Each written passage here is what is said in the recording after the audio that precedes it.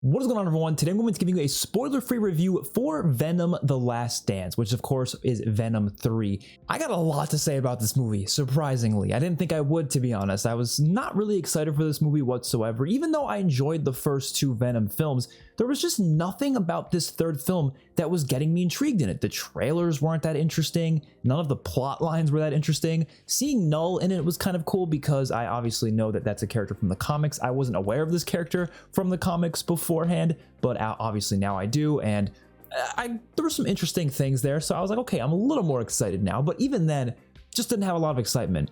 And then I got excited at the possibility of there being any like Spider-Man connections, because there was rumors of Spider-Man 4 having like Null and Venom in it, and I'm not going to go into detail of whether or not any of that comes to fruition, because of course this is a spoiler-free review. But that's why my excitement for this movie started to blister at least a little bit. So let's start off with the positives of this film. I really love the Eddie and Venom bromance, which that is the main appeal of these movies. Obviously, you come to it to see them going back and forth with their bickering and just constant like funny moments, right? And they have that like, you know, couple feel to them. Everyone always says they're a couple. That's not really a couple. It's obviously the whole thing, the whole shtick that this entire franchise goes for. But it works, and I think it works a lot in this movie, especially because they find a way to include some more emotional moments, more so than we're used to seeing in the Venom franchise, and I thought they were actually pretty effective, like genuinely. Like I actually felt some heart-to-heart moments between the two of them. It wasn't just all comedy. There was genuinely some decent moments there. And even in particular, there's some scenes with the family. The family's in the trailer, so it's not really a spoiler, but there's this family that shows up at some point in the movie, and they're pretty entertaining to watch those scenes with them. But there's a couple moments in particular involving this family, because he's seeing this family and thinking to himself, like, would he have had a better life if he just, you know, had a family instead of being the loner that he is? Obviously, he doesn't feel lonely because he has Venom with him this whole time, but in general, like, besides that, he doesn't really have much. So they kind of touch on that topic quite a bit, and those scenes are probably some of the best things from the movie. I would also say this is a movie that gets better as it goes along, which can't be said about a lot of movies, to be honest, especially nowadays. I feel like there's a lot of movies that just fall flat in the final act. This is one that I feel like it did get better and better as it went along. To be completely honest, the first like 30 minutes of the movie, I was thinking to myself, this is bad. Like, I'm not kidding. I was like, man, this is going to be one of the worst movies of the year. It was that bad. I really disliked the first act of this movie, but it started to pick up a bit. And then to the point where when it got to the end of the movie, I was like, I kind of enjoyed that. Like, I don't know what it was. The early parts of this film were just so messy, all over the place, unfocused. And when the scenes with Eddie and Venom show up, they just kind of feel all over the place. There's like maybe a couple scenes in the opening that are cool, but a lot of it's just messy as hell. And I do think things start to get picked up a bit in the second act, and especially in the third act. It was actually a really solid final act. So that's a good sign, though. I would put that as a positive, because the movie does get better as it goes along, so you're just getting better stuff throughout the entire film. Obviously, everyone's talking about Null being in this movie. He's obviously like the big villain, and although he technically is the main villain, he's not really the main villain. He's just kind of like the one that sets things in motion, but he's not really actively there. It's kind of like Darkseid in Zack Snyder's The Justice League, where he's obviously the one setting things in motion, but he's not actively there for most of the movie. So don't expect to see a lot of Null here. You really don't. But he obviously is the one doing all of this, causing all of this to happen. Essentially, he's sending these creatures after Venom because Venom has this like codex thing inside of him that he needs. This isn't a spoiler. This is said in the opening of the movie.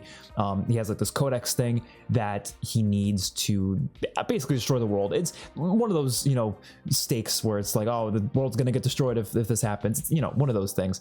But I like that setup, although there isn't a lot of uniqueness to it because it's the same type of plot I've seen 1,000 times. But it's simple, and I think it works because it allows this movie to be all about basically Eddie and Venom on the run, trying to avoid these creatures that are after him.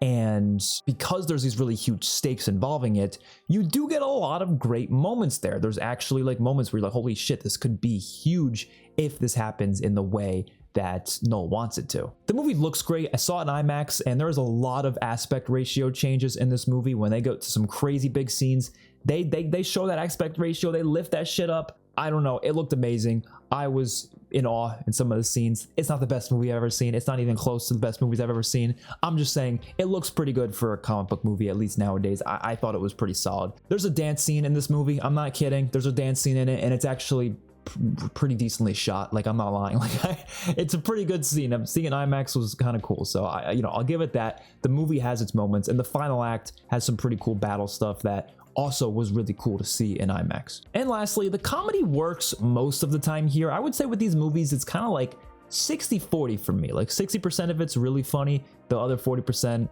is not so funny. So I don't know. I'm putting it as a positive because it's more funny than not funny. But yeah, most of the comedy does land. And I think there was actually a couple moments that I was actively laughing out loud. And now let's get to the negatives, because yes, there are quite a few negatives here. Probably one of the biggest negatives, actually no, I would say the biggest negative, is some of the dialogue. Oh my goodness. And it is because of the fact that they are trying so hard to give us all the exposition in the world. Might be one of the heaviest exposition dump movies I've ever seen. Literally, you will notice this within the first 30 seconds of the movie, because in the first 30 seconds, I'm not really a spoiler, but like Null is basically just saying his plan in motion, and he's literally just saying every little bit of it. But there's more dialogue with Eddie and Venom and all the other characters. So many scenes where they're actively just like shouting to the audience what is going on. Like, you don't have to tell me these things. Like, let the scenes play out. The audience will figure it out. Like, this movie is definitely trying to play things safe. It's trying to play things safe for a larger audience.